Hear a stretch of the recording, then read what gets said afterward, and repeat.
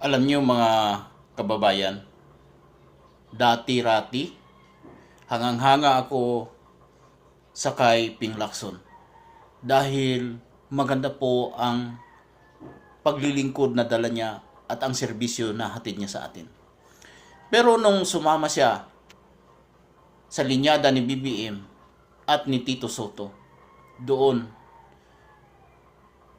ay nagbago ang pananaw ko at pagtingin kay Senator Ping Lacson. Para bagang si Senator Ping Lacson ay nadala din sa sistema ngayon, sa style ni BBM, na tila ngayon ang dating magiting at hinahangaan kong general, ngayon tila ang ginagawa niya ay ang pagkukubli ng mga isyu at mga anomalya ng administrasyon. Nasaan na yung dating Ping?